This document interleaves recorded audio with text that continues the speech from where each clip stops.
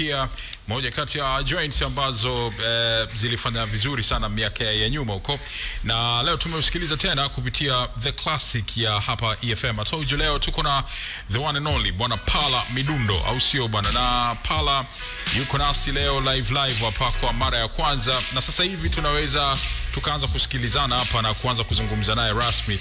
Na tutakuwa live muda sio mrefu pia kupitia TVE hapa na YouTube kama kawa EFM Tanzania, tunapatikana hapo pia, na naamini kwamba sasa hivi tuko live pale kwa sababu wapo watu pale wanafanya yao pale. Zainab Mary yuko pale, kwa kila kitu kitakuwa poa kabisa.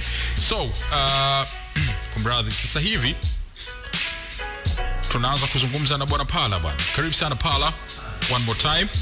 Shukran sana, asante sana. Bwana, na The Classic leo ina furaha ya kuwa nawe kama moja kati ya maproducer ambao wamefanya vitu vikubwa sana. Mimi nilisema takriban miaka kama 17 hivi, sijui kama niko sawa ama vipi. Lakini wewe ndo unaijua miaka yako rasmi kabisa ambayo umekuwa ukihudumu game ya hip hop.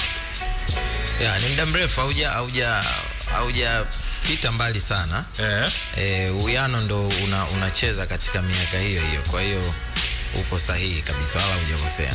Okay. Sawa. Bwana pale, hivi ili jina la Pala ili ni la kwako ili ama ni majina yetu tu yale? Make unaweza ukasikia bwana Pala labda ilikuwa ina namna gani, na maana fulani. Pala bwana ni jina la ukoo wetu.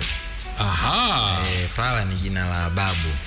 Kwa sababu mimi jina langu naitwa Athmani Abdul Idi Pala. Athmani Abdul Idi. Ndo limebeba kabisa, lakini jina la babu yetu ni Pala, alikuwa anaitwa Mzee Pala.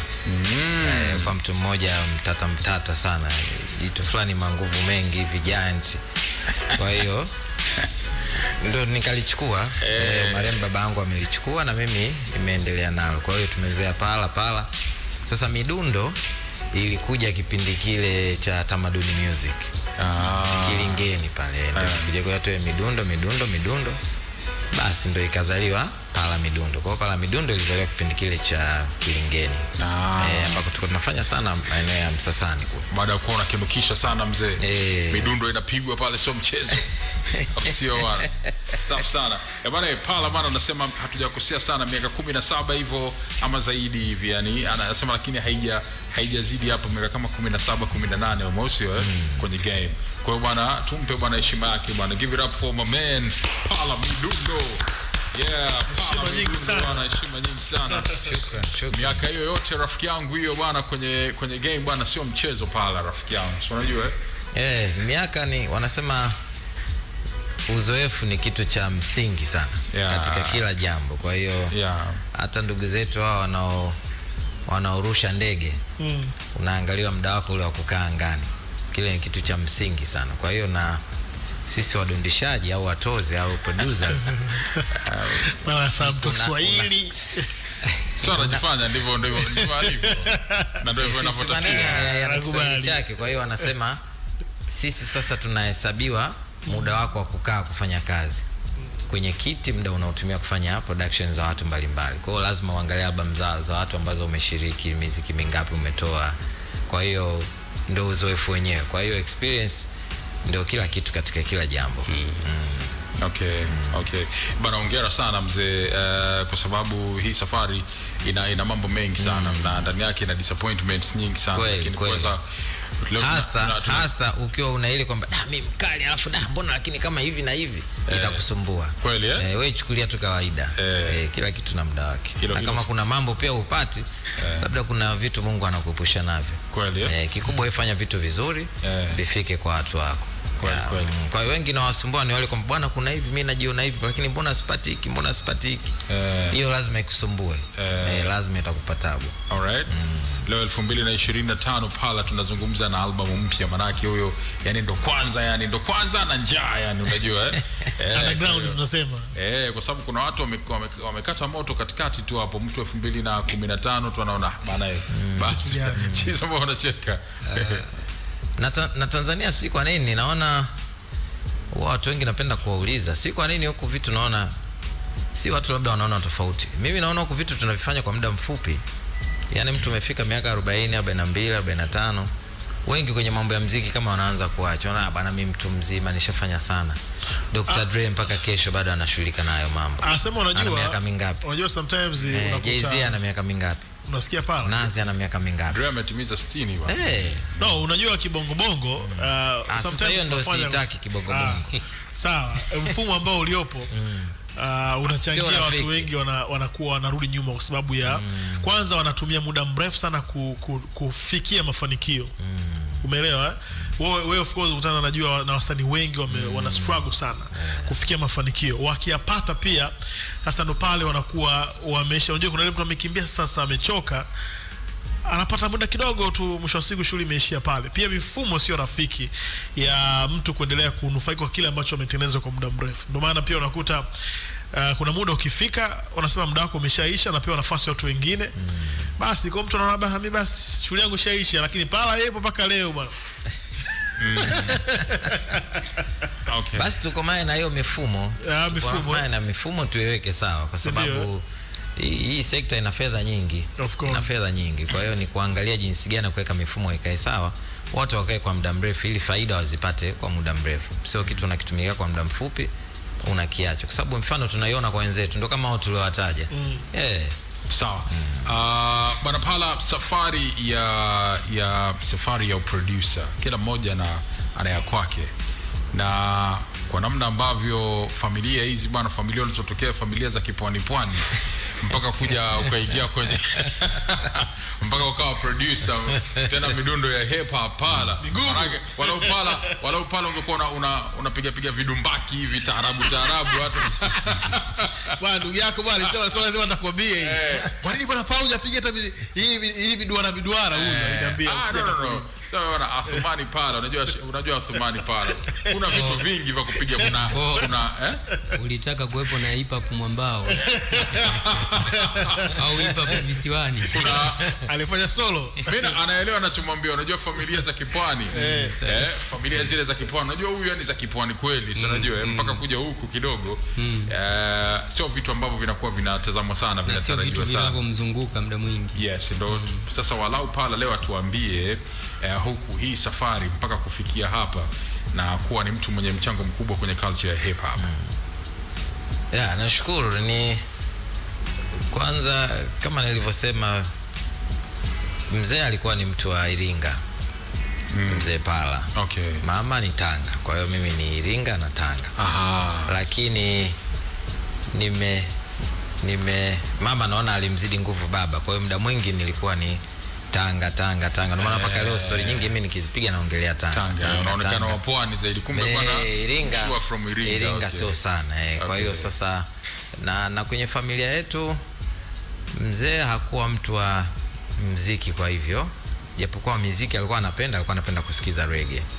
Okay. Kwa kumbukumbu zangu mpaka tunakuwa miaka ile nakaa Oysterbay ya miaka ile akishua, sio ya siku hizi. Siku hizi imeshachuja. Oysterbay kwa zamani imechuja siku hizi.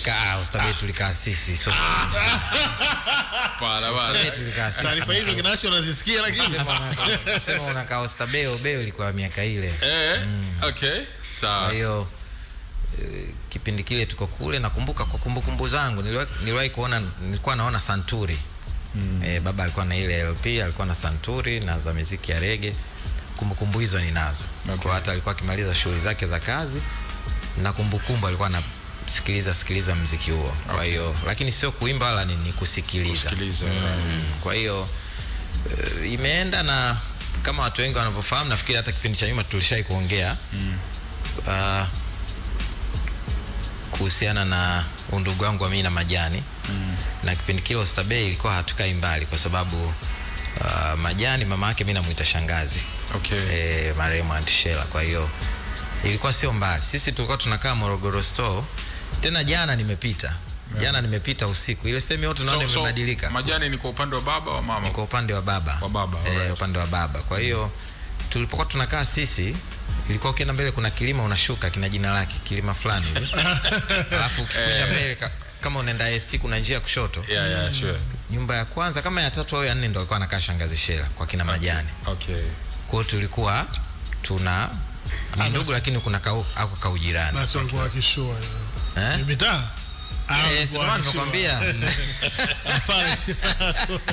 Wameanza kutupatia bwana mawili matatu hivi, na mimi kikawaida bwana, wanangu wa YouTube hapa lazima niende nao ngadu kwa ngadu, au sio bwana? Yes, kwa sababu wao wanakuwa sasa hivi hapa wakati wanapokuwa wapo live, manake wanakuwa wanatumia bando sasa hivi. Kwa hivyo hawa ni watu ambao maoni yao bwana lazima tuyapitie faster kabisa, au sio bwana? Si ndivyo bwana Chizo familia kabisa. Yeah. Kwa hiyo sasa hivi ningeomba tuwe sasa hivi wewe tuandikie tu hapo, acha comment yako tutaipitia, na nikianza na Michael Moro toka Kitunda, Dar es Salaam. Kaandika tu Kuvi bwana, poa, asante mwanangu, sema tuko pamoja Kuvi. Okay. Abdi Badi anasema Pala ameokoa sana mitaa kwa midundo yake iliyojaa ubunifu. Asante Abdi Badi. Changige Juma anasema Pala ni producer mkali sana. Mimi nina swali kutoka kwake, kwa nini nyimbo au album nyingi anazotengeneza yeye huwa haweki kwenye platform za kuuzia muziki? Akahitaja mojawapo mfano fulani. Okay, sawa. Sijahitaji hii ndugu yangu kwa sababu nitakuwa na wapo matangazo ya bure, alafu mimi pia na nitakuwa naweza nikaletewa memo, inaweza nikaletewa voice wanaandika invoice naweza kizungu hayo, naweza nikaletewa hapa hapa nikaambiwa nilipe bure hapa. Kwa hivyo lazima niwe makini vile. Lakini asante kwa ujumbe wako, na asante sawa kutoka Green City live. Huyu ni Anthony Maxwell Masoko. Alright, sawa. Asante Anthony kama ambavyo umeweza kututumia ujumbe wako hapa. Sasa Pala, ulikuwa unazungumzia namna ambavyo undugu na majani na ukaribu, na namna ambavyo ilivyoweza kukuleta wewe kwenye masuala ya production, right? Ndio. Okay, sawa, tuendelee. Kwa hiyo ndio ikaendelea, ilikuwa hivyo kwenye familia, lakini sasa tukija kwenye tukiweka kwenye urahisi kwa production, hasa mtu ambaye kwa hapa Tanzania nilisikia nikasema huyu jamaa anataka beats zangu ziwe ziko kama huyu. Ni mtu mmoja anaitwa Lindo. Big Lindo. Big Lindo alikuwa na studio zinaitwa Big One Production. Big One Production, yeah, ni Lindo. Japokuwa nilikuwa nimeshawahi kusikia production za watu wengi, kwa maana legends tofauti kina Enrico, kina Majani, kina MJ, kina Mika, lakini ambaye hasa nilivutika ni Lindo. Big Lindo. Big Lindo. Alright. Yeah. Mimi na swali kuhusiana na jinsi ambavyo, kwa nini uliamua kuwa producer? Nafikiri kwa mfano ukisikiliza muziki, ukipigiwa muziki wote ukaona akili yako imelemea sana katika kusikiza instrument, ina maana wewe una vimelea vya kuwa mdundishaji. Kwa hiyo mimi mpaka leo hapa, yani muziki wote ukipigwa, mimi cha kwanza huwa nasikiliza instrument kabla mtu hajachana wala kila kitu wala nini. Kwa hiyo mimi cha kwanza huwa kinachonivutia katika muziki ni ala, na baadaye ndio inakuja mitambao, baadaye nasikiliza na maneno na vitu vingine, lakini cha kwanza ni ala. Ilijengeka before kabisa, kuna sababu za kimazingira pia, kwa ni muda mrefu ipo, na sababu za kimazingira ndo kama hivyo, kwa sababu ndo tunarudi kule. Ndio maana sasa hapa naona nitajibu vitu vingi. Ndio maana mimi naheshimu sana watu wa zamani waliokuwa wana rap, hasa Watemeke, hasa Kiara, kwa sababu tumeshazoea kipindi kile kurap, kuchana ilikuwa ni kwanza, unajua vitu lazima usikie, na maana muwe na access ya kupata hivyo vitu. Kwa hiyo watu wengi walikuwa na mazingira yao, kwa mfano TV, radio na vitu kama hivyo, ilikuwa ni ushuani. Yeah. Sasa kidogo watu wa pembezoni, alafu kakuta mtu mkali, yani anaibia lakini mkali, inabidi umuheshimu. Kwa hiyo ni kwa sababu ndio inakuja kwako sasa, ni kwa sababu ya mazingira. Kuna mazingira umesikia muziki labda kwa huyu. Na kuna jirani zetu kina Madam Jackie walikuwa na kaka zao kina Wile, na wakumbuka walikuwa na muziki ile ya zamani kipindi kile. Kwa hiyo unasikiliza hivyo vitu vinakuvutia, ni lazima usikie ili uanze kuvutika. Haiwezi tu ikatokea yani umekaa tu na kiota, hapana, ni lazima usikie ili kikuvutie kuingia. Kwa hiyo ni yale mazingira pia niliokulia, lakini nikaa napenda sana kusikiza instrument ndio imetokea hivyo. Alright, sawa. Safari yako kuingia sasa, ulipokuwa tayari umevutwa na Bwana Lindu, ni yeye ndiye Kwa Lindu nakumbuka nilishaenda BOP, nilienda kumtembelea, kumcheki, nikamkuta, nikamwambia, akanionyesha jinsi ya kusample. Nakumbuka kuna siku nilienda, akanionyesha unachukua sample hivi, nategemea unataka kitu gani, unafanya hivi, siku pitch unafanya hivi na hivi na hivi. Lakini yale mambo ni kwamba unajifunza kila siku. Kwa hiyo ukielekezwa, vingine unaenda kukaa mwenyewe kuhangaika navyo. Utafanya, utakosea, utafanya, unakosea. Vitu vingine unapokosea ndo vinakuja. Kwa hiyo safari ndo ilianzia hapo kuwa mzuri zaidi. Kwa hiyo najifunza. Na muziki una vitu vingi. Paka leo hii bado najifunza. Yaani kuna vitu mimi mwenyewe bado naona yani kama naona hivi bado vinanipa shida. Yaani bado kuna hiki. Okay. Japokuwa mtu mwingine anaweza asione, lakini muziki ni wa kujifunza kila siku. Hamna sehemu kwamba utafika utasema bwana mimi nimemaliza, hapa ndio shughuli imeisha, hapana. Okay. Unajifunza kila siku. Kwa hiyo safari iliendelea kwa vizuri. Baada ya kukutana na Big Lindu, baadaye kuna studio ilifunguliwa. Studio ya kwanza ambayo nilikaa sana ilikuwa inaitwa Tattoo Record. Ilikuwa Mwananyamala. Na hapo nilikuwa nimeshakutana na producer Kita. Walikuwa na studio moja ilikuwa Magomeni. Ndio nilikutana na Maalim Nash. Okay. Kita Pro. Kita nilikutana na Maalim Nash. Na pale tumekutana, Kita akaniambia bwana Pala, mimi hapa studio. Sikumbuki ilikuwa inaitwaje, ilikuwa Magomeni. Akabana mimi nataka niondoke hapo. Kwa hiyo nataka nikuachie wewe. Kwa mimi kidogo nikaa na kaoga sababu ndio kwanza nimeanza. Bwana itakuwaje? Akamwambia hamna, wewe piga tu na nini. Ndio nikakutana na kina Maalim Nash, lakini baadaye Kita hakuondoka, akabaki pale pale. Baadaye kuna rafiki yangu anaitwa Faraja, ndo akafungua studio inaitwa Tattoo Records. Okay. Before ya huku, mimi nataka kujua, unajua umetuambia umekutana na Lindu, Big One Production. Yeah, Big One Production. Nasema tu wakati wako Mwenge, baadaye wakahamia Msasani. Yeah, ukasema tu amefundisha issue za sample, sio? Sample na nini. Unajua mpaka kuanza kuaminiwa, kuachiwa studio na nini kama hivyo, mtu anakuambia bwana mimi nataka kukuachia, maana yake tayari wala umeiva kwa kiasi fulani. Hiyo safari hiyo, yani hapo ni Majani Lindu hapo, kwa sababu tayari ukishakuona unapita na kina Majani labda undugu ama nini, yani yule ambaye exactly kabisa akasema kwamba unapita hapa production inafanyika hivi na hivi, unajua, yani vitu vikaanza sasa kukaa kwenye mstari mpaka mtu kuanza kukuamini. Yani hiyo process hapo katikati uliyopitia, sababu kuna possibilities leo ikawa ni darasa kwa mtu kwamba bana nilianza kwa kujifunza mwenyewe, labda nilikuwa napita hivi nachokonoa hapa nafanya hivi, ama kuna ule muongozo hapo katikati.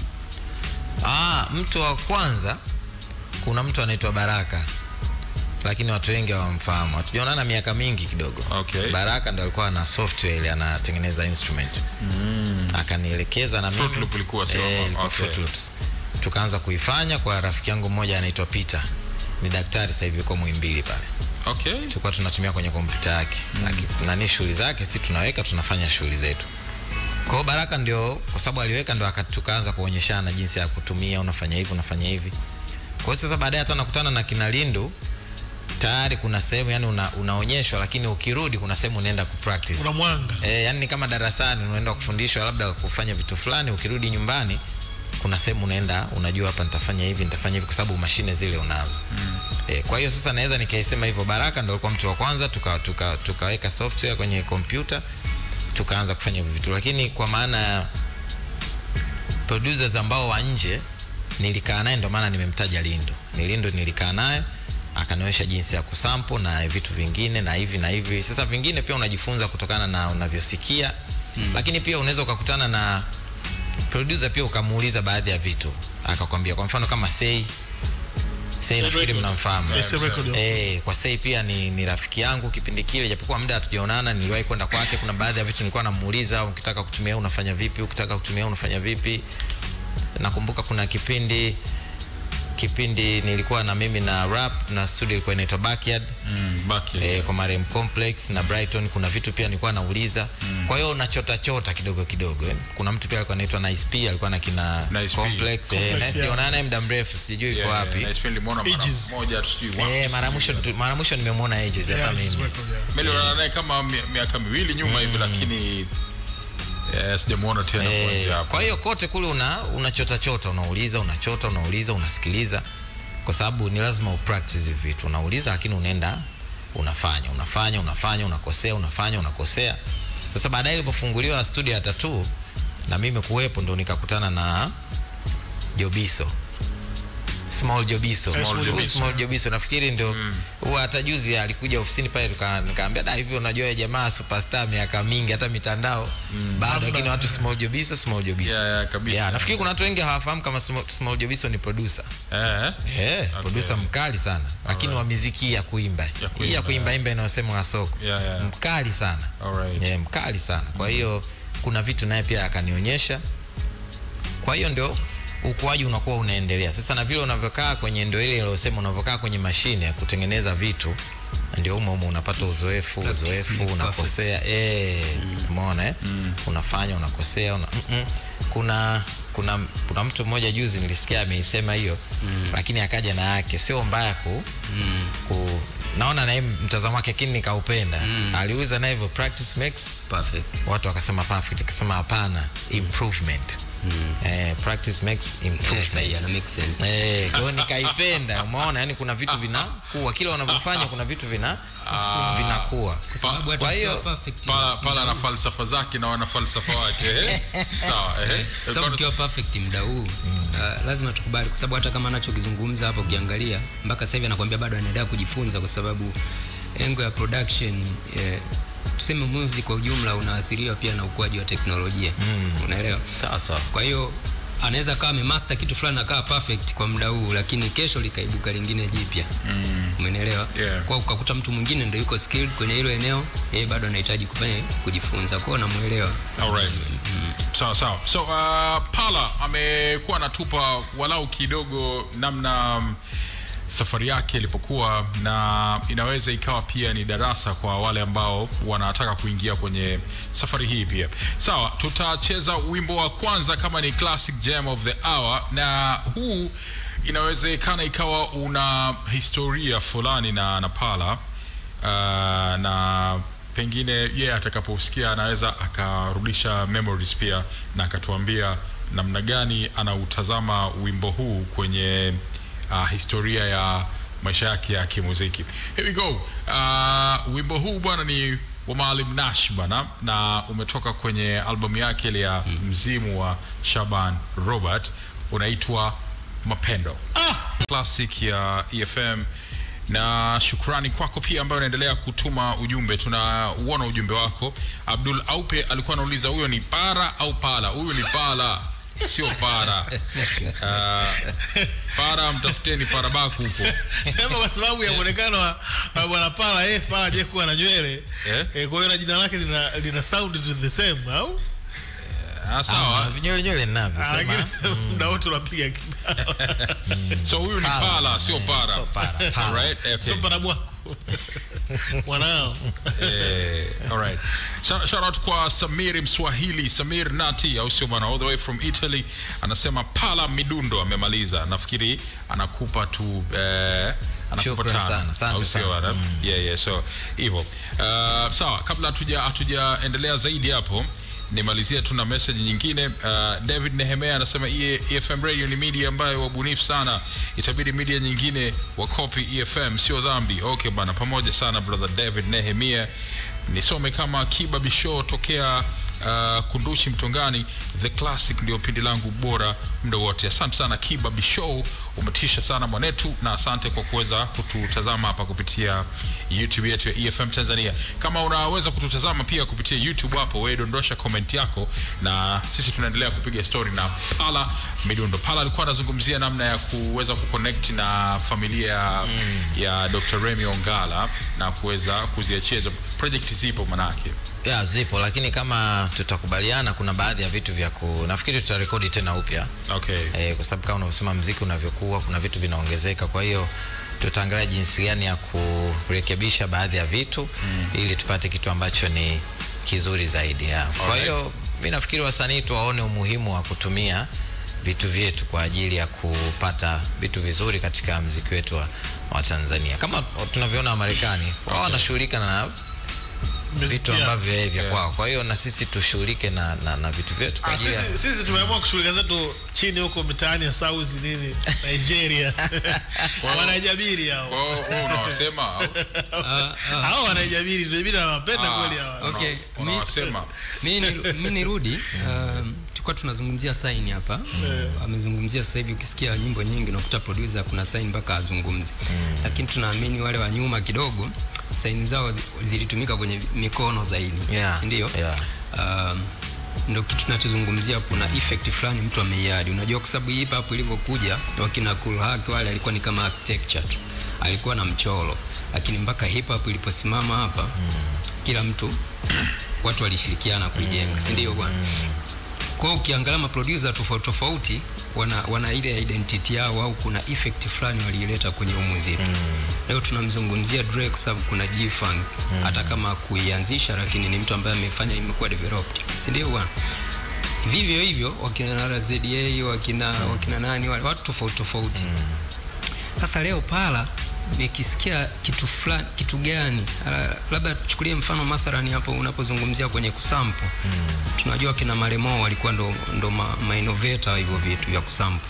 Sasa we Pala kama Pala kwenye muziki wa bongo, kitu gani in case leo haupo au umeachana na mambo ya production, tunasema kuna kitu fulani ukisikia katika muziki wa hip hop bongo basi ni effect ya Pala kwenye ule muziki. Kiacha ambao vishafanywa hivyo vingine ni kipi? Kwanza ni kama nilivyosema hapa, nikikata moto leo nafikiri nimewaambia kwenye maktaba yangu kuna vitu vingi vitakutwa. Nafikiri hiyo itakuwa ni athari chanya moja hapo kubwa ambayo of course mpaka sasa hivi bado naendelea kuishikilia, kwa sababu kwa hizo ambazo chache zimetoka kwangu mimi, kwa wengine hazijatoka, hatujazisikia, ila kwangu mimi zimesikika hata kama ziko kwa uchache. Kwa hiyo ina maana ninazo nyingi. Ndio maana nikasema kuna mradi nataka ni utoe unaitwa vijana na wazee. Kwa hiyo nafikiri athari yake itakuwa ni kubwa na ni kitu ambacho kitaendelea kuwepo. Nafikiri pia ndo hayo mambo yamezaa mpaka mambo ya urathi. Kwa maana ya legacy. Ni lazima tufanye vitu ambavyo vitakumbukwa na vizazi na vizazi. Kuna watu wanazungumza lakini hawapo, wengine wala hatukuwajua, hatukukaa nao. Lakini kuna vitu wamefanya vimeacha athari chanya katika jamii. Na utanisamee kidogo Jabiri. Endelea. Okay. Unajua sasa hivi imetokea zimekuwa debates nyingi sana. Producers wa zamani wanaonekana kama kidogo wanafifisha hizi juhudi za producer sasa hivi, as if kwamba hakuna kitu wamefanya. Umeelewa? Nitakuuliza wewe kwa sababu pia ni moja ya producers. Ukiangalia producers wetu wengi impact direct ambayo wanao kwenye muziki ni chache ukilinganisha na vile vitu vinavyozunguka muziki. Mathalan nitakupa mfano.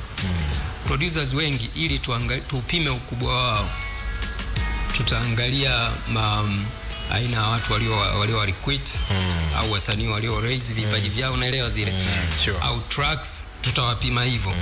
Lakini kwenye muziki ule wenyewe tunashindwa kuona ile impact yao.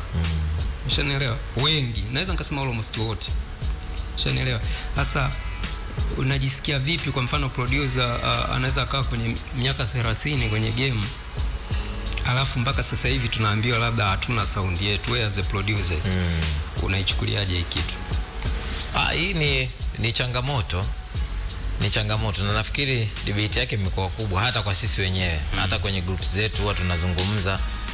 Sasa kama tulikosea katika msingi wa kutengeneza, sio mbaya. Wanasema muda mwingine unaweza ukakosea kukaa kuna sababu labda kuja kupata kitu bora zaidi. Lakini huo msingi wa kuwa na identity ni kwamba hatukuwa nao tangu mwanzo. Kwa hiyo isitukwamishe au isitukatishe tamaa. Nafasi bado ipo, kwa sababu hata waliofanikiwa kuwa na utambulisho katika ala zao haikuwa safari nyepesi. Tukizungumza wa China na sound zao zile haikuwa kitu cha miaka 2, 3, 10, 20, vitu vya muda mrefu. Tukizungumzia Wahindi ambao nafikiri wana ngoma nyingi za kiasili kuliko nchi yote na matamasha mengi ya kimuziki, haikuwa kitu rahisi. Kwa hiyo walihangaika sana kwenye makabila yao mpaka kupata zile sounds, kupata zile bounce ambazo leo hii kokote ukisikia bila maneno unajua hii ya Wahindi. Kwa hiyo ni kitu ambacho ni cha muda mrefu. Tukiangalia Uarabuni nao wana scale zao zile ambazo haikuwa pia kitu cha wepesi, na walioanza mwanzoni pia wepesi haukuwa kwa kiasi kile. Kwa hiyo hii ni safari ya muda mrefu. Kuwa na identity sio kitu chepesi. Sio kitu chepesi. Ndio maana hapa katikati kulipokuwa na mijadala hii bana, muziki huu na huu nikaa naweza kwa mfano hivi muziki fulani tunasema tukisema muziki fulani ndio wa Kitanzania, kuna kitu kipi yani ukikisikia iko unasema wewe bwana hii Tanzania. Kwa hiyo wengi wanakuwa nauliza wewe unakuta jibu la kujibu halipo. Wewe Pala unatazamaje Singeli kuwa tayari ni kama imerasimishwa kama muziki wa kitaifa na ndio umeshakuwa unatambulika na nini? Ndio. And nadhani kwa walio wengi wame accept hiyo. Sijui kwa upande wako na namna ambavyo kama unafikiri pia kama kuna haja ya kufanya hizo fusion na watu wa rap na nini ambazo kwa baadhi kama kina Professor J walishatangulia. Sijui unatazamaje Singeli na namna ambavyo huwa naogopa sana mjadala, lakini wote nchi zote ambazo zimefanikiwa katika identity haikufika kipindi kwamba basi labda mamlaka ziingia au hivi na hivi ziseme bwana ni hivi hapa basi ni hiki hapa. Hapana. Okay. Ni ile jamii ya muziki inavyoenda kwa maana wale wanaotayarisha, hadhira inayopokea, automatic kuna vitu vinaingia, mnaanza kwenda nacho, hatimaye kinaenda. Sasa hiyo Singeli tunaweza tukakubali, lakini timing inaweza ikawa sio nzuri. Kuna wengine wanaweza kawa wanahoji kwa nini Singeli au kwa sababu ndo sasa hivi inavuma. Kwa mfano isipovuma ukaja muziki mwingine, kwa hiyo tunabadilisha au tutafanya vipi? Lakini unajua kwa hiyo mimi na swali moja. Okay? Kwa hiyo sasa hivi vitu ni michakato ya inachukua muda mrefu. Alright. So vitu vya wepesi inachukua muda mrefu, sio vitu vya miezi 2, 3, si mwaka mmoja, ni vitu vya muda mrefu. Ndio maana hata kuna ile kamati iliyoundwa ambayo ilikusanya wadau mbalimbali wa muziki, ilizunguka sehemu mbalimbali na wakajaribu kuchukua muziki ya makabila tofauti, Wagogo, si Wahehe, si nani na nani, kujaribu kuangalia sounds gani tunaweza tukazipata, wakatengeneza kitu kinaitwa producer kit. Kiswahili ndo nini? Kivunge cha mtozi. Bwana unaandika lakini? Asante sana Pala hiyo. Kivunge cha mtozi. Kwa hiyo ni kitu fulani kinakuwa kina vitu ndani vingi ambao producer wakipewa unaweza ukavitumia. Unakuta kuna loops, kuna nini, kuna vitu gani. Sasa tena hapa katikati mara tena inakuja basi Singeli. Kwa hiyo kidogo kuna mkanganyiko kwa sababu kuna kitu kilishafanyika katika mchakato huo. Baadaye kinakuja kunaishia hapa, kunakuja tena yatokea jambo jingine, basi twendeni na hiki hapa. Kwa hiyo kama tunaingia tunatoka, tunaingia tunatoka.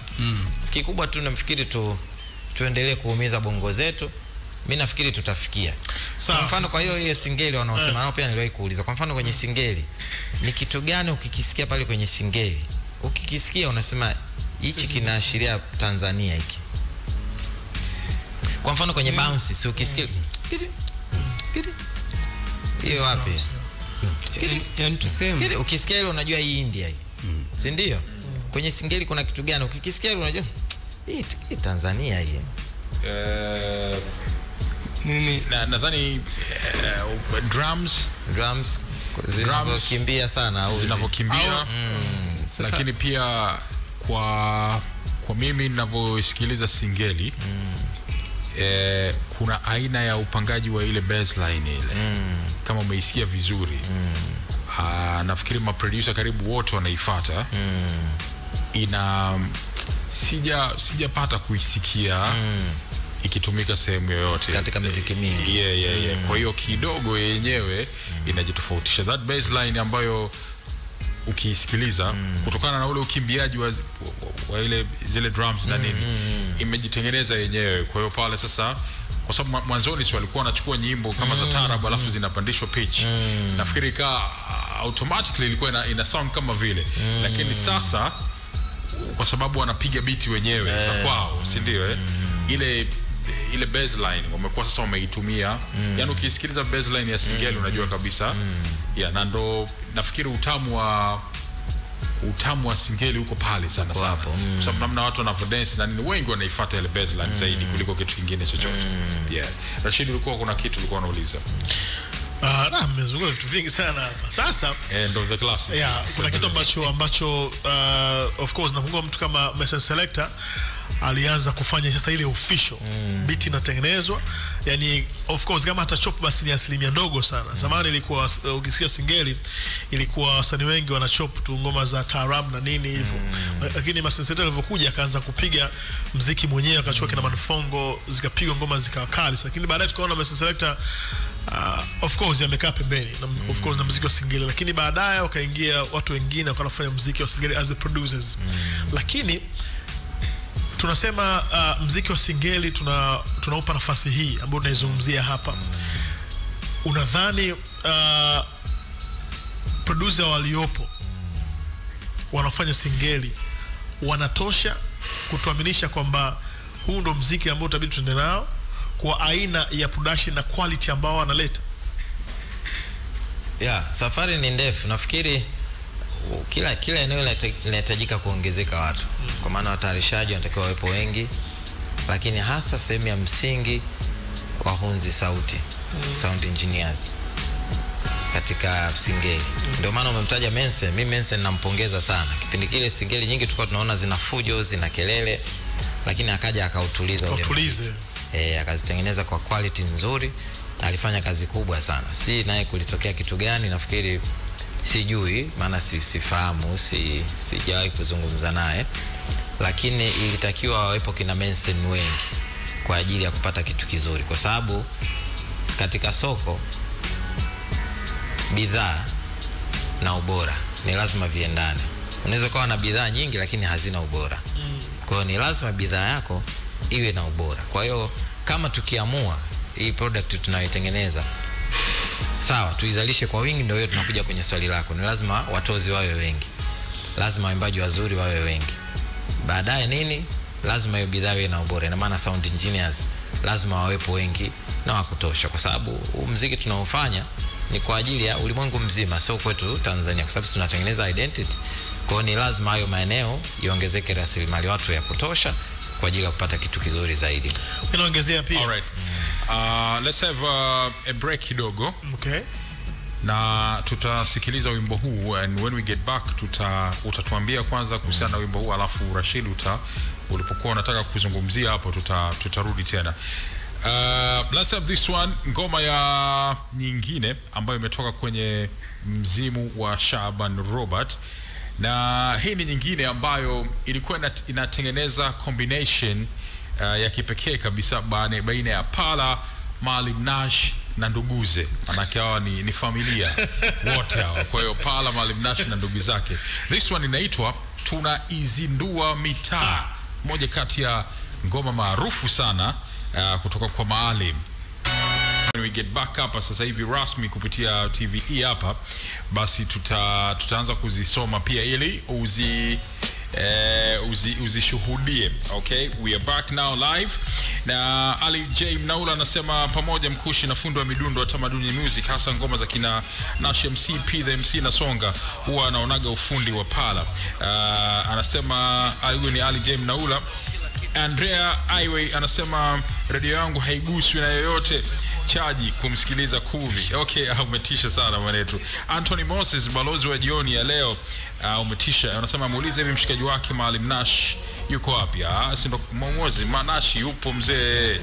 Bwana Moses, ingia kwenye akaunti zake hapo Maalim Nash utaona, na kuna mradi mpya sasa hivi. Yuko na producer Black Ninja. Black Ninja. Yes, yuko na producer Black Ninja. Unaweza ukaupata ukimcheki. Kwa hiyo ingia tu kwenye mitandao, akaunti zake za kijamii na utapata miradi yake mipya. Pala, Mapendo nimeucheza maksudi kabisa. Kuna namna huu wimbo una historia nao, pengine unaweza ukatuambia pia. Kwanza nimewakumbuka Da International. Huyo kwa wimbo wa Da International Marijani Rajabu hizo. Sababu ya Mapendo miongoni mwa muziki ambayo ilikuwa mikubwa sana. Of course, yeah. Kipindi kile kwa sababu hizi muziki za dance kuna classic nyingi no. kupita maelezo. Yani mpaka roho inaniuma si kwa nini nyingi hazitumiki. Yani ziko nyingi kupita maelezo. Na muziki mikubwa ni moja ya vitu ambavyo leo nabidi tuvizungumze hapa. Kwa hiyo hii ni moja tu, lakini wana muziki mingi ambayo yani inaweza ikatumika na kwa sasa hivi teknolojia ilivyokuwa tukapata vitu vizuri tu. Sahihi. Tukapata vitu vizuri sana. Kwa hiyo ni sisi tu watozi na wasanii kupanua akili zetu, tutumie akili kubwa, tusifanye vitu kwa wepesi. Hii muziki ya zamani ina sampuli nyingi sana ambazo ni nzuri. Zinaweza zikatumika, na katika kipindi hiki ambacho tunahangaika na kutafuta identity, huwezi kujua. Kwa hiyo tuumize tu bongo zetu, tunaweza tukapata kitu kizuri sana. So let's talk about this Mapendo. Namna ambavyo mliweza ku-create, na nadhani inaweza ikawa project ya kwanza na Maalim Nash. Ni project za kwanza kwa sababu nakumbuka Maalim Nash album yake ya kwanza, nafikiri muziki mingi nilifanya mimi isipokuwa labda 2 au 3. Lakini mingi nilifanya mimi. Mmoja alifanya AK, kuna producer mmoja anaitwa AK47. AK Mdundo huyo. Mshikaji wetu hayupo saizi, yuko Uingereza. Huwa anakuja tu, anakuja mara moja. Au AK pia ngoma fulani hivi nani ya Piva Wenge na of course na incredible ngoma inaitwa Askari Msela. Huyo. Kwa hiyo nyingi zipo wamefanya kazi. Kwa hiyo kwa sababu ya historia yetu mimi na Maalim Nash, nafikiri ni kipindi kile anatengeneza albamu yake, ndio miongoni mwa vitu vya kufanya moja hapo ilikuwa ni hii hapa ambayo ilikuwa sample ya Da International kama nilivyosema, Marijani. Kwa hiyo ndio hivyo, tunashukuru Mungu, muziki watu waliupenda japokuwa kwa sababu muda umeenda. Siku hizi nikizisikiliza naona kama kuna vitu vizuri ningeweza kuvifanya, yani kama ningeongeza hiki ningefanya hiki. Lakini ndio uzuri wake, wanasema ulivyofanya kipindi hicho uzuri wake ulibaki hivyo. Kwa hiyo hicho unachotaka kufanya cha ziada utakifanya katika miradi mingine unataka kufanya. Na niongeze hapo, unajua kuna mara nyingi producers wanakuwa wanafichwa sana kwenye tracks. Unaelewa? Yani ni mara chache ukakuta ngoma imebalance kwamba producers amefanya kitu poa sana, yani bado ameendelea kuonekana ukiacha kwamba hayupo studio. Umeelewa? Na artist pia amefanya kitu poa sana, lakini kwenye hii ngoma unaweza kuona hata mzani ulibaki kwa producer. Let's be honest. Yani kile kitu alichokileta producers kwenye ngoma kilikuwa gumzo zaidi kuliko mashairi. Okay. Sio kama yani kwamba wewe ulivutiwa na the beat na sio mimi, unajua ile chop yenyewe. Sawa, unajua sio kitu ambacho kilikuwa kimezoeleka sana. Unanielewa? Ni ladha fulani ambazo zilikuwa ni mpya zinaingia. Unanielewa? Kwa watu walifocus zaidi kwenye kile kitu ambacho producer amekiweka kwenye ngoma nzima kuliko hata mashairi yenyewe. Ukiangalia Mapendo ile huko yenyewe ndo ina rotate sana vichwani mwa watu. Ilikuwa ni catchable, simple. Yani ukiona watu wengi wameresonate na ile huko kuliko tayari mashairi. Of course, sometimes inaweza kutokea kwamba kwenye wimbo watu wakapenda beat, kwenye wimbo watu wakapenda chorus, na kila mtu ana cha kwake, unajua anaweza kukipenda. So kwa sababu nadhani kwenye production wewe ulikuwa una aina yako, na kutumia hizi ngoma pia nadhani ni kitu ambacho kilikuwa hakijazoeleka sana, unajua kweli ni wachache sana ambao kipindi cha kwanza huu ndio tulifanya ile Msafiri. Kwa hiyo ilikuwa haijazoeleka sana. Kwa hivyo ni kama ulileta test mpya kabisa. Na kusema kweli ubunifu huu ulivutia watu wengi, kama anavyosema Chizo pia ulivutia watu wengi. Kwa hivyo ni moja kati ya kazi nzuri sana. Sababu ya kuselect hii Mapendo na mkafanya na Maalim ilikuwa nini hapo? Nafikiri ni kwa sababu ya ukubwa tu wa huo muziki. Ukubwa wa huo muziki kama nilivyosema, kwa miaka ile ilikuwa yuko mingi, lakini kwa ukubwa wa huu na sio kwamba ni kwamba Maalim aliniambia, ni katika ile sample zangu kwa alisikia akaipenda, akasema ngoja nifanye kwenye yeye. Sio kwamba aliniambia bwana nikatie hii, hapana. Katika hizo zamani zote nilizokata hakuna mtu ambaye amewahi kuniambia nikatie fulani, nikatie fulani, haijawahi kutokea. Na ulikuwa ni mpya bado, by the way, ushafahamu hujafanya ngoma nyingi sana, lakini umekuja na ngoma ambayo ulichop. Kwa nini wewe uliamua kuanza na aina hii ya muziki wa kuchop kuliko muziki mwingine ambao labda ulikuwa ni wa kwako mwenyewe kutengeneza kuanzia chini? Kwa sababu kwanza nitaka kupata kitu cha tofauti. Kitu cha tofauti kwa sababu beats unajua ziko nyingi, watu kila siku wanapiga beats. Lakini ni lazima tuhakikishe kitu tunachokifanya kinakuwa na identity. Kitu kikubwa na cha msingi katika kila bidhaa mtu ambayo unaitengeneza au unaizalisha, lazima kuwe na utambulisho, identity. Kwa hiyo tuna changamoto ya utambulisho katika vitu vingi, bidhaa ambazo tunazalisha. Moja hapo katika mzigo wetu tunaozalisha. Ndio maana kuna sikio katika story kuna mtu aliwahi kuniambia, Pala, mbona wewe hatusikii una sign kwenye muziki yako?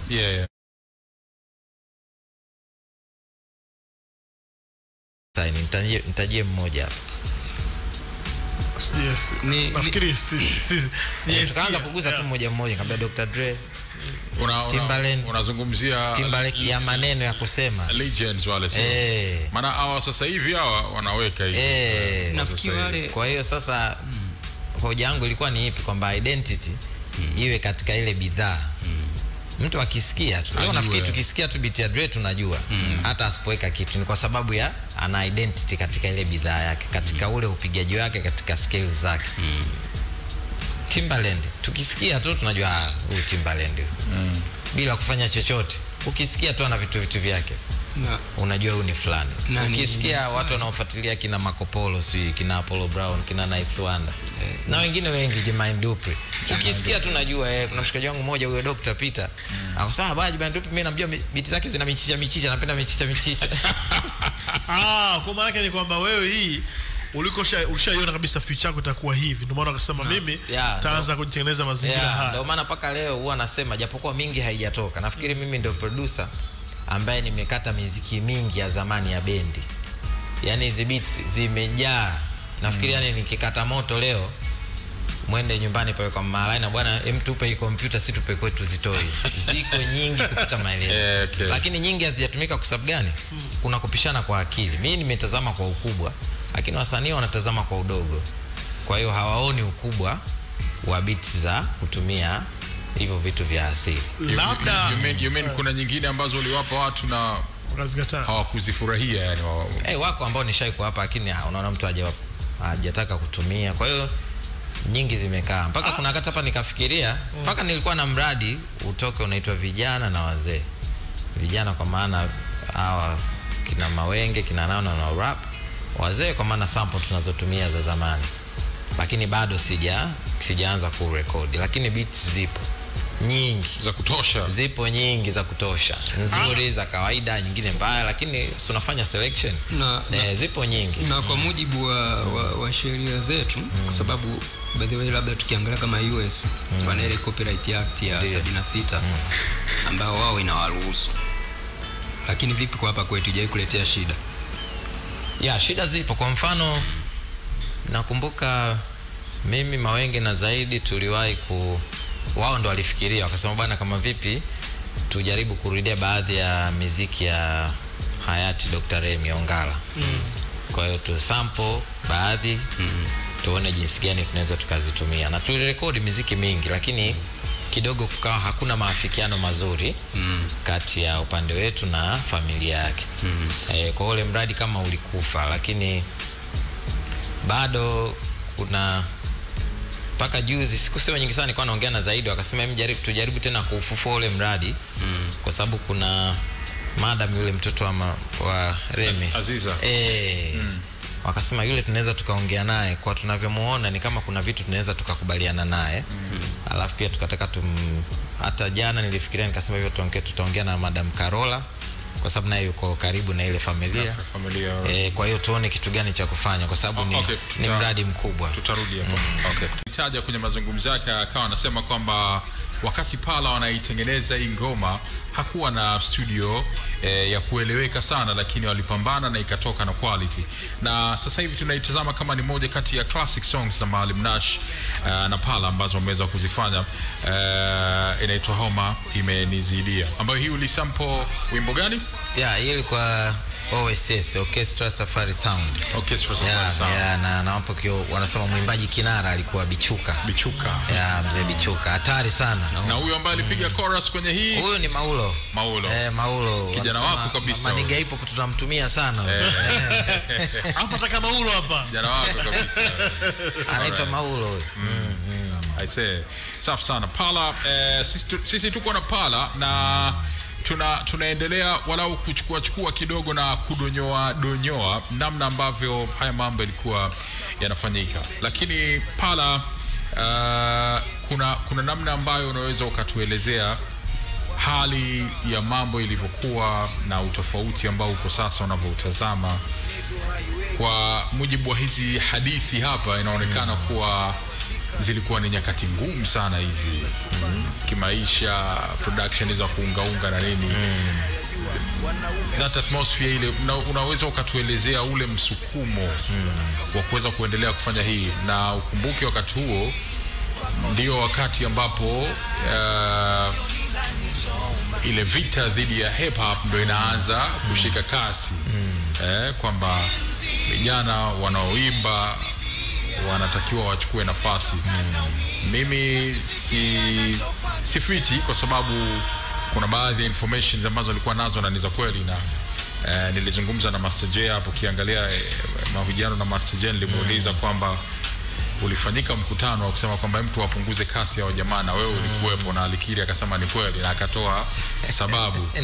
So this was the time ambayo mimi mwenyewe nilikuwa napitia some magumu kidogo juu ya hip hop na nini. That spirit, mimi nataka kujua that spirit ya kusema kwamba bana sisi tutaendelea na madude yatapigwa, ilitokana na nini hasa? Unajua ndio yale aliyosema mimi, unajua kila kitu ni michakato. Kila kitu ni michakato. Kuna michakato ikipita, ikikamilika, hakuna wa kuzuia. Kuna baadhi ya miziki ambayo kila nchi utakayoenda utakuta watu wanafanya hicho kitu. Wanaipunguza kasi kidogo. Kwa hiyo nchi nyingi duniani ukienda, utakuta kuna vijana wana rap. Utakuta kuna watu wanaimba reggae. Utakuta kuna watu wanaimba R&B. Maana yangu ni ipi? Kuna miziki kila nchi utakayoenda dunia hii utaikuta ipo. Tofauti inakuwa ni lugha na baadhi ya flavor ambazo zinakuwepo kwenye instrument. Sasa miziki ile kuingia nayo katika vita huwa ni ngumu kwa sababu imeshatapakaa vya kutosha. Sio miziki ambayo imekuja kwa msimu ikapotea, imekuja kwa msimu ikapotea. Ni kwamba imekuwepo na imetapakaa kila sehemu. Sasa kuingia vita katika miziki hii kidogo vita yake inakuwa ni ngumu kwa sababu mnaweza mkazuia isisikike katika baadhi ya maeneo. Lakini mtaani hamwezi mkazuia kitu cha mtaani kwa sababu mtaani kila mtu ana maisha yake, kila mtu ana utawala wake katika eneo lake. Hakuna kwamba kitu kimoja bwana hiki ndio kina control mtaa mzima, ni lazima kuwe na hiki na hiki na hiki na hiki. Ndio haiwezekani. Kwa hiyo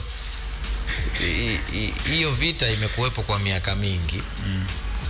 Lakini mimi sioni kama imeshinda kwa sababu muziki wa rap bado upo. Katika mitaa tunayoishi nafikiri kila mmoja akiangalia vijana wana rap hapo kabisa. Vijana wana kwa hiyo sasa tunaweza tukaona na hizi kelele za siku zote kwamba bado kuna hiki nafasi zipatikani hapa. Lakini watu bado hapo. Maana yake ni ipi? Ni kwamba mizizi imeshajengeka kwa muda mrefu. na watu wanapenda hicho kitu. Kwa hiyo ni ngumu. Yani muziki wa rap ni kama katika michezo ni kama mpira wa miguu.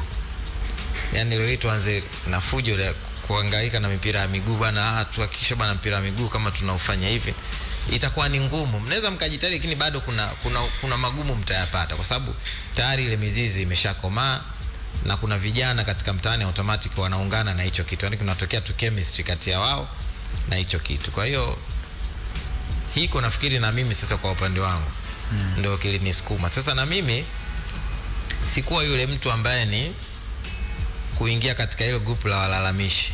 Mimi sikuwahi kulalamika hata siku moja kwamba bwana, lakini hapana.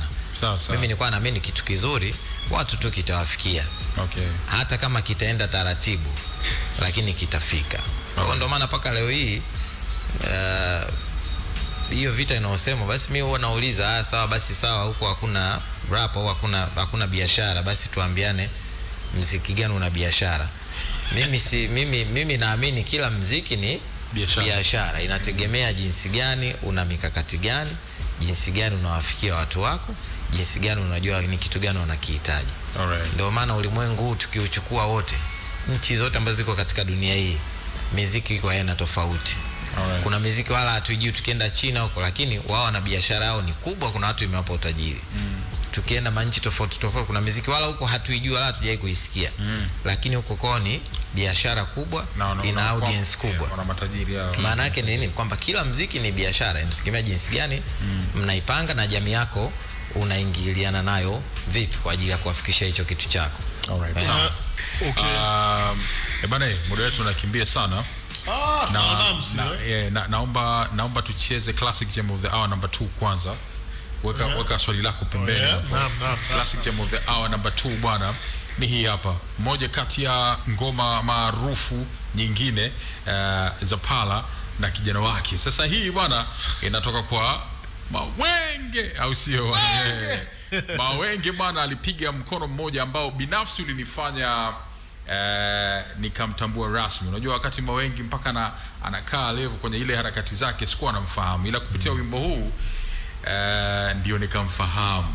Na niliupata wimbo simfahamu yani kwa sura, lakini nakumbuka niliufanyia promotion bila kukutana naye kwa muda kama miezi 3 hivi, ndo nikaja kumjua kwa mara ya kwanza.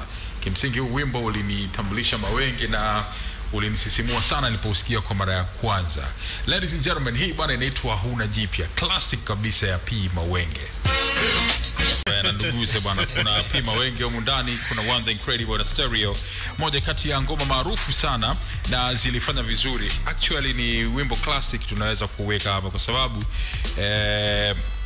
kadri unavyokwenda mbele ni watu huwa wanauzungumza. Unajua my brother Dunga siku moja alituambia walau ili track kama album iwe classic, basi walau 60% hivi iwe inaathiri jamii. Sasa ukiangalia jamii ya hip hop, wimbo huu unawaathiri moja kwa moja kwenye mazungumzo yao. Sasa kama tunaizindua mitaa na nini, ilikuwa ni wimbo ambao una athari chanya sana. So ni moja kati ya joints ambazo ni muhimu sana katika historia. Lakini pia kama ambavyo tuliandika pale tukasema hatuwezi kumzungumzia Pala, hatuwezi kuwatazama Maalim Nash, hatuwezi kuwatazama P Mawenge pia na wengine bila ya kumtazama Pala. Ulishiriki kwenye hii ngoma, tunaizindua mitaa. Namna hii project ilikuwa ni ya Maalim, lakini vijana wakaingia hapo wakaishambulia vibaya sana na nafikiri ideas nyingine zilikuja kuzaliwa baada ya hapa. Nini unakikumbuka kwenye track hii? Nakumbuka kipindi kile tamaduni ndo imeshika sana hatamu. Kwa hiyo Maalim Nash akaniambia bwana Pala, nataka kama beat fulani kidogo drums zimechangamka na nini. Kwa sababu mimi ukifuatilia muziki yangu mingi sina muziki ile ya fujo.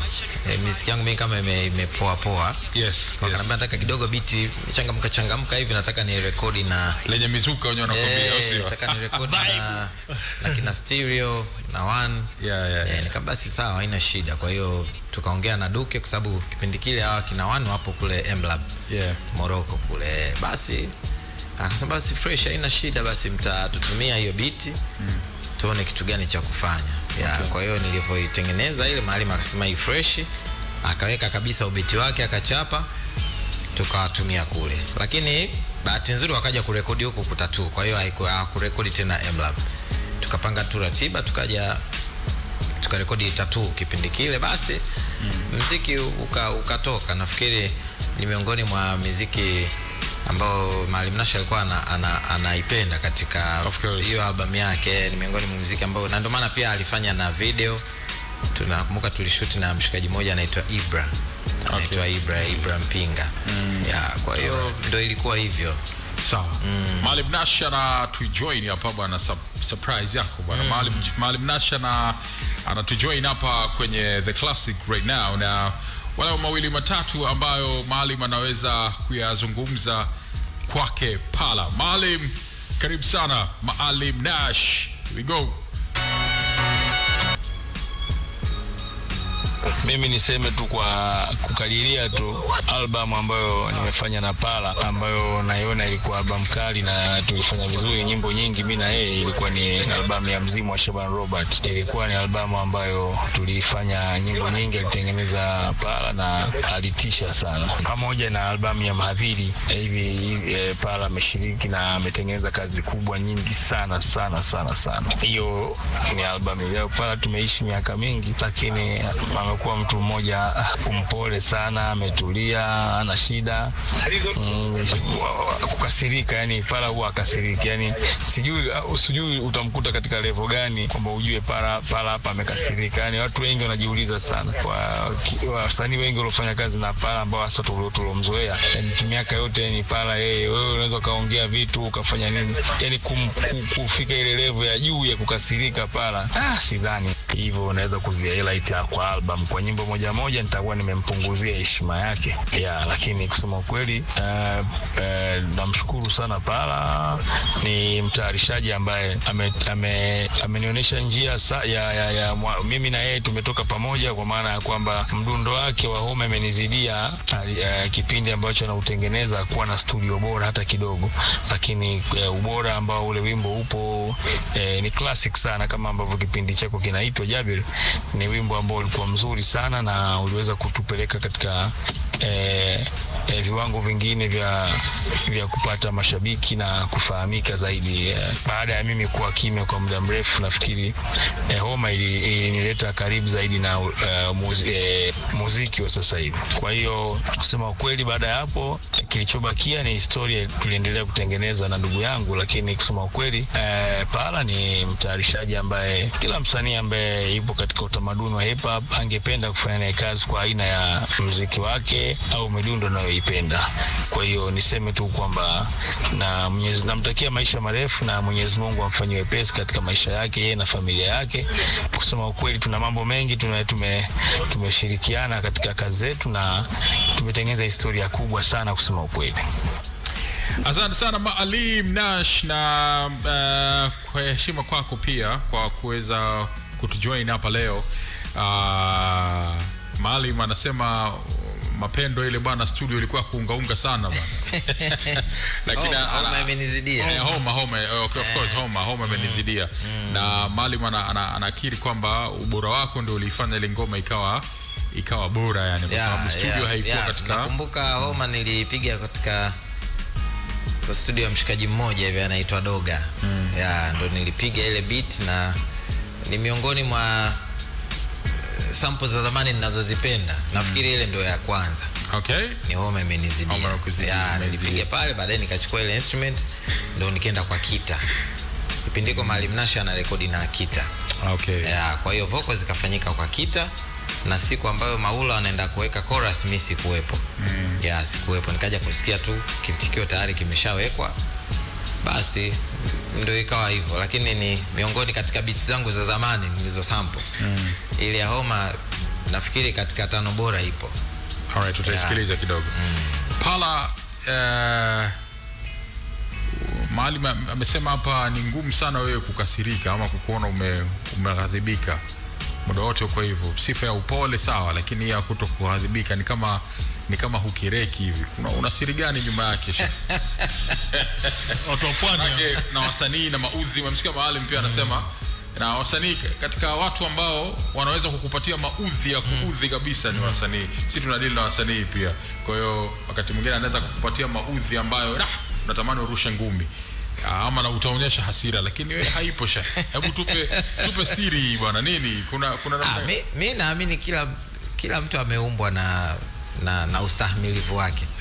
Kuna jambo mimi naweza nikavumilia, ndugu yangu hapo ukashindwa, au ndugu yako hapo ukashindwa, au pale ukashindwa, lakini mwingine akaweza. Kwa hiyo unaweza kukuta kitu ni hicho kimoja, mapokeo yakawa tofauti.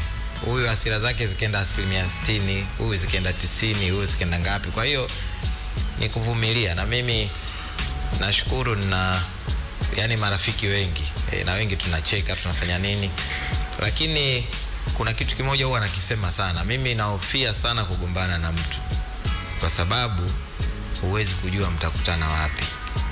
Jabi leo naweza nikakuzingua, ikatokea miaka 2 au 3 kuna usaidizi mimi nikauhitaji, nikaambiwa nenda sehemu fulani, nakuja na kukuta wewe, nitakutazama vipi? Kwa hiyo mimi huwa naofia sana kukorofishana na watu. Ni kama alivyosema Mali, kwa mpaka ukasikia mtu amekorofishana na mimi, watu wengi watachukulia bwana huyo mtu lazima ndo atakuwa na mieusho.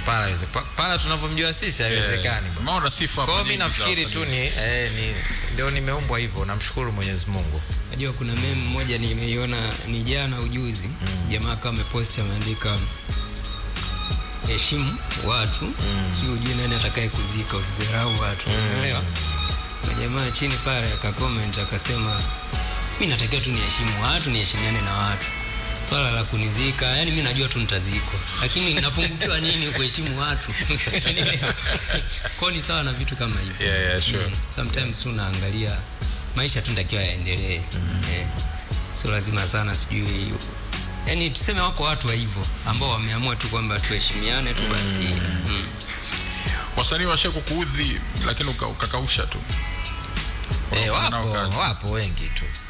Na hata hawakustukia kama umeudhika. Wengine wanaweza kawa